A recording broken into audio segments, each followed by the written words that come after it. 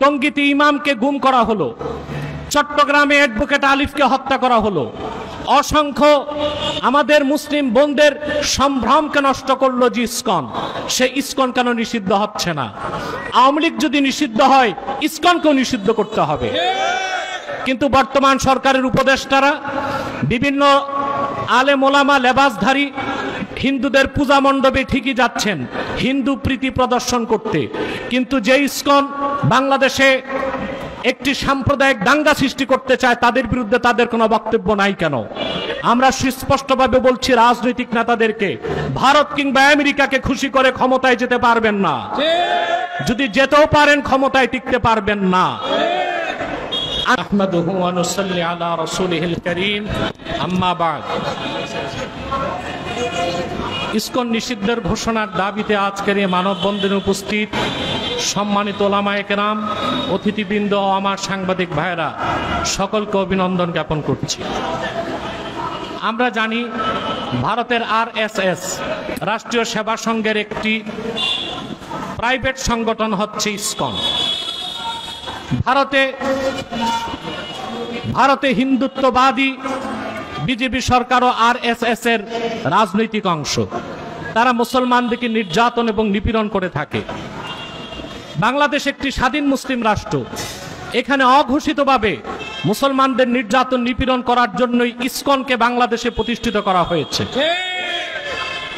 আমরা দেখি উগ্র হিন্দুত্ববাদে যারা বিশ্বাসী RSS সদস্য, ইসকন সদস্য, মুসলিম মেয়েদেরকে ধর্ষণ করাকে তারা তাদের ধর্মীয় একটি পুণ্যময় কাজ মনে করে থাকে।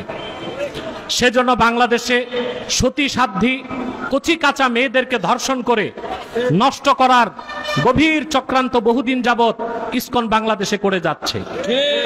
বিগত ফেসিবাদের আমলে এই ইসকনের বিভিন্ন সদস্য প্রশাসনের বিভিন্ন পর্যায়ে বসেছিল।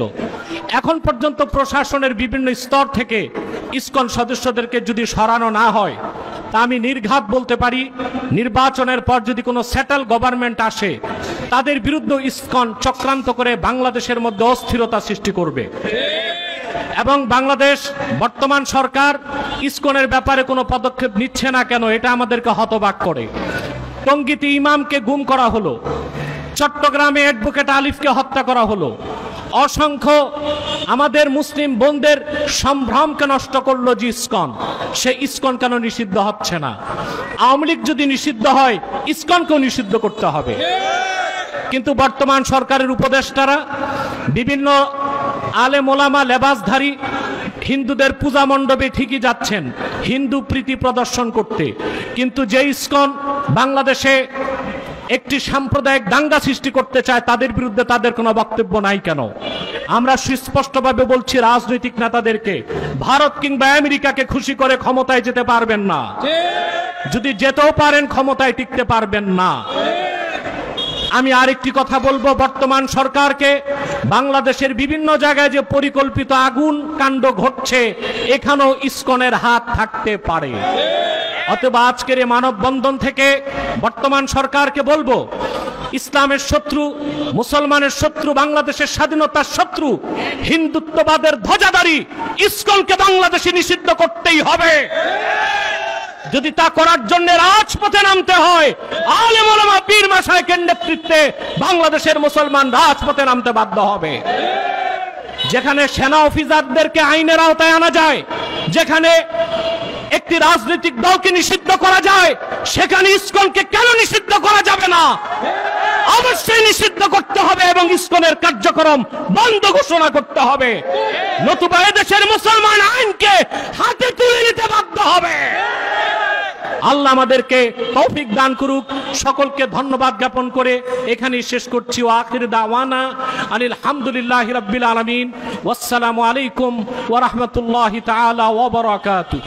নারে তাকবীর, আল্লাহু আকবার। ইসকনের আস্তানা, ইসকনের আস্তানা, যাও ঘুরে যাও, এই বাংলায় থাকবে না। 5 লাখ টাকায় প্রবাসীর সিটির মালিকানা শেয়ার, 5 বছরেই দ্বিগুণ মুনাফা। আপনার স্বপ্নকে সম্পদে পরিণত করতে আজই কল করুন স্ক্রিনে দেওয়া নাম্বারে।